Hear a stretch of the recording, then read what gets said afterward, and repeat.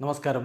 Rafter ക്രിക്കറ്റിലേക്ക് എവർക്കും സ്വാഗതം. ഇന്ത്യയും ന്യൂസിലാൻഡും തമ്മിലുള്ള ICC ചാമ്പ്യൻസ് ട്രോഫി മത്സരം ദുബായിൽ പുരോഗമിക്കുകയാണ്. ടോസ് നഷ്ടമായി ആദ്യം ബാറ്റ് ചെയ്യേണ്ടി വന്ന ഇന്ത്യ നിശ്ചിത 50 ഓവറുകളിൽ 9 വിക്കറ്റ് നഷ്ടത്തിന് 249 റൺസാണ് അടിച്ചിരിക്കുന്നത്. ഇതൊരു ഭേദപ്പെട്ട സ്കോറാണ്. ദുബായിലെ പിച്ചിൻ്റെ സ്ഥിതി നോക്കുമ്പോൾ ഇതൊരു മോശം സ്കോറല്ല, എന്നാൽ വലിയൊരു സ്കോറാണ് എന്നും പറയാൻ പറ്റില്ല. ഭേദപ്പെട്ടൊരു സ്കോർ തന്നെയാണ് നമ്മുടെ താരങ്ങളിപ്പോൾ അടിച്ചിരിക്കുന്നത്.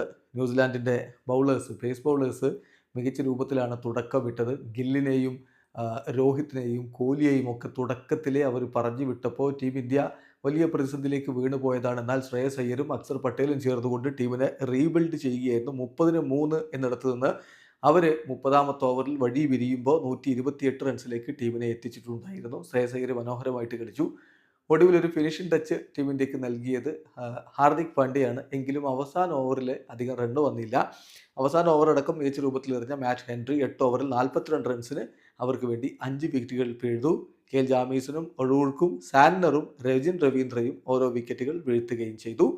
ഇന്ത്യക്ക് വേണ്ടി രോഹിത് ശർമ്മ 17 പന്തിൽ നിന്ന് 15 റൺസാണ് എടുത്തത്. അദ്ദേഹം KL ജാമീസിൻ്റെ പന്തിൽ ഒരു മിസ് ടൈമിൻ്റെ ഫുൾ ഷോട്ടിന് പോയി. അത് വില്യങ് ക്യാച്ച് എടുത്ത് അദ്ദേഹം പുറത്താവുകയായിരുന്നു. ശുഭൻ ഗില്ല് 2 റൺസുമായിട്ട് മാറ്റ് ഹെൻറിയുടെ പന്തിൽ LBWയിൽ കുരുങ്ങിയായിരുന്നു. വിരാട് കോഹ്ലി മികച്ച രൂപത്തിൽ തുടങ്ങിയെങ്കിലും ഒരു സ്റ്റണ്ണിങ് ക്യാച്ചിലൂടെ ഗ്ലെൻ ഫിലിപ്സ് അദ്ദേഹത്തെ മടക്കി വിട്ടു. 14 പന്തിൽ നിന്ന് 11 റൺസാണ് അദ്ദേഹം എടുത്തത്. ശ്രേയസ് അയ്യർ 98 പന്തിൽ നിന്ന് 79 റൺസ് അടിച്ച് ടീം ഇന്ത്യയുടെ ടോപ്പ് സ്കോററായപ്പോൾ അക്സർ പട്ടേൽ 61 പന്തിൽ നിന്ന് 42 റൺസാണ് എടുത്തത്. KL രാഹുൽ 29 പന്തിൽ നിന്ന് 23 റൺസ് എടുത്തപ്പോൾ ഹാർദിക് പാണ്ഡ്യ 45 പന്തുകൾ നേരിട്ട് 4 ഫോറും 2 സിക്സറും അടക്കം 45 റൺസാണ് അടിച്ചത്.